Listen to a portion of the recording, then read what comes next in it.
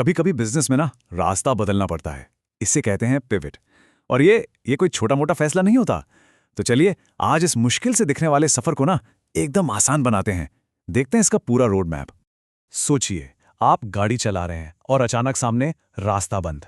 क्या करेंगे? सिंपल है, कोई नया रास्ता ढूंढेंगे, राइट? बिल्कुल यही चीज, यही लॉजिक बिजनेस पर भी लागू होता है। तो चलिए समझते हैं कि ये होता कैसे है। तो ये है हमारा आज का गेम प्लान। सबसे पहले हम समझेंगे कि आखिर पिवट की जरूरत ही क्यों पड़ती है। फिर हम कुछ नए नए ऑप्शन सोचेंगे। उसके बाद उन आइडियाज को कसौटी पर कसेंगे, मतलब परखेंगे कि कौन सा बेस्ट है, और आखिर में लेंगे फाइनल डिसीजन। ओके, तो चलिए शुरू करते हैं। देखिए, कुछ भी बदलने से पहले ना ये जानना सबसे जरूरी है कि हम बदल क्यों रहे हैं। हर कामयाब पिवट की नींव एक बहुत ही मजबूत क्यों पर टिकी होती है।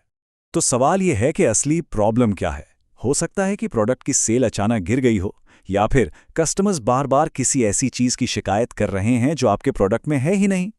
बस यही वो इशारे हैं, वो सिग्नल्स हैं जो बताते हैं कि अब बदलाव का वक्त आ चुका है। तो जैसे ही हमें पता चल जाता है कि प्रॉब्लम क्या है, अब बारी है उसके सॉल्यूशंस ढूंढने की। और यहीं पे सारा खेल क्रिएटिविटी का है। अब हमें नए, बिल्कुल फ्रेश आइडियाज के बारे में सोचना है। देखिए, पिवट करने के ना कई रास्ते हो सकते हैं। हो सकता है आप एक नया प्रोडक्ट ही बना दें, जैसे एप्पल ने आईपॉड के बाद आईफोन बनाया था। या फिर एक नई सर्विस शुरू कर दें, जैसे नेटफ्लिक्स ने किया, डीवीडी रेंट पे देने से सीधे स्ट्रीमिंग पर आ गए। या आप एक बिल्कुल नए मार्केट में एंट्री ले सकते हैं।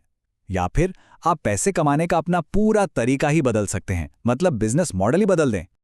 अब जितने भी आइडियाज आ रहे हैं ना, उन्हें कहीं लिखना बहुत बहुत जरूरी है, वरना वो दिमाग से निकल जाएंगे। अरे एक सिंपल सी एक्सेल शीट भी चलेगी।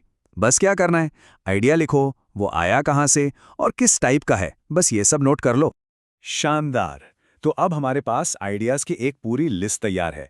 लेकिन असली सवाल तो अब आता है, इनमें से हीरा कौन सा है? और यहीं से शुरू होती है असली परीक्षा।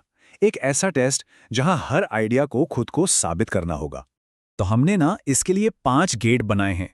हर आइडिया को इन 5 गेट से होकर गुजरना पड़ेगा। ये समझ लीजिए कि ये क्वालिटी चेक्स हैं। तो चलें, एक एक करके इन दरवाजों को खोलते हैं और देखते हैं कि अंदर क्या है।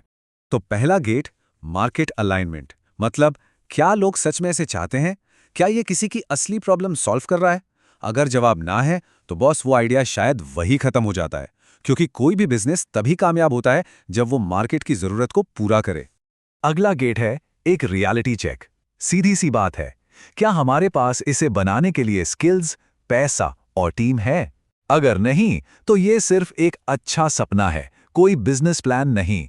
हमें ये पक्का करना होगा कि आइडिया सिर्फ कागज पर नहीं, बल्कि जमीन पर भी उतारा जा सकता है। तीसरा और बहुत ही इंपॉर्टेंट गेट, कॉम्पिटिटिव एज। मतलब मार्केट में पहले से कौन है और हमारा आइडिया उनसे अलग और बेहतर क्यों है। अगर इस सवाल का जवाब हमारे पास नहीं है, तो कस्टमर्स के पास भी नहीं होगा। यही जो आपकी यूनिक वैल्यू प्रोपोजिशन होती है ना, वही आपको भीड़ से अलग खड़ा करती है। ओके, तो मान लेते हैं कि हमारा आइडिया एकदम यूनिक है, पर क्या क्या गड़बड़ हो सकती है? देखिए, रिस्क तो हर चीज में होता है।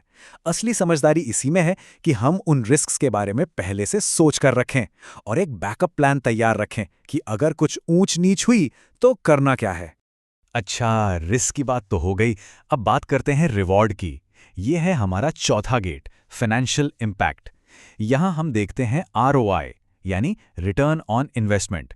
आसान भाषा में कहें तो हर एक रुपया लगाने पर वापस कितना मिलेगा। और जाहिर सी बात है, हम चाहेंगे कि ये नंबर जितना बड़ा हो उतना अच्छा। चलिए, तो हमने अपना पूरा होमवर्क कर लिया है। सारे आइडियाज को हर कसौटी पर अच्छी तरह से परख लिया है। अब वक्त है फैसले का।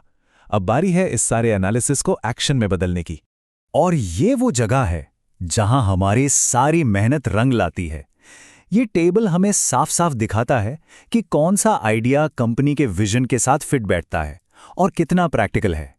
और सबसे इंपॉर्टेंट, वो आखिरी कॉलम, रेकमेंडेड एक्शन। यहीं पर हम तय करते हैं कि किस आइडिया पर आगे बढ़ना है, किस पर थोड़ी और रिसर्च करनी है और किसे बस भूल जाना है। तो कुल मिला के बात यह है कि हम ढेरों संभावनाओं की एक लंबी लिस्ट से शुरू करते हैं और आखिर में एक साफ स्ट्रेटेजिक रास्ते पर पहुंचते हैं। बस यही इस पूरी एक्सरसाइज का मकसद है, कंफ्यूजन से क्लैरिटी की तरफ बढ़ना। तो आखिर में यह सवाल सोचने लायक है। किसी भी बिजनेस के बारे में सोचें, अगर रास्ता बदलना पड़े तो वो अगला बड़ा कदम क्या होगा?